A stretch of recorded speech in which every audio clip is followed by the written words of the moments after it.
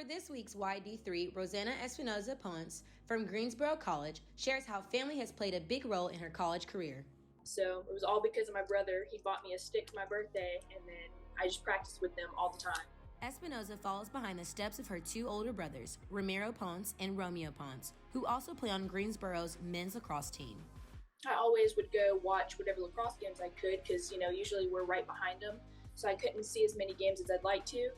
But both my brothers were in, and I love watching them. Both my brothers are in the game together because they just have such a connection in their, the way that they play.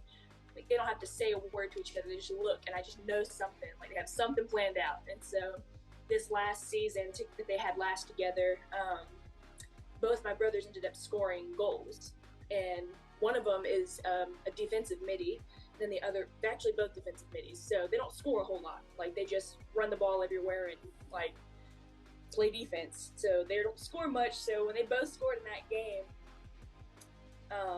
me and my mom both, because we both go to the games together, we screamed and just went crazy. And it's funny because GC is a smaller school, so we don't usually have big stands of fans.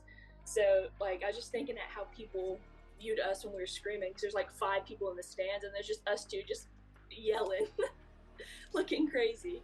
But yeah, it's probably my favorite because back to back they both just had some really good goals.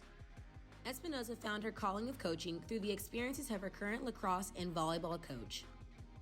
Actually, I've had a lot of really good coaches, honestly. It's really hard to choose just one because every single coach that I've had, they've been more than just a coach to me. They've all been there because I've had everybody has a difficult life, but I've always had just difficulties going through season, going through school, and wanting to use those things as outlets.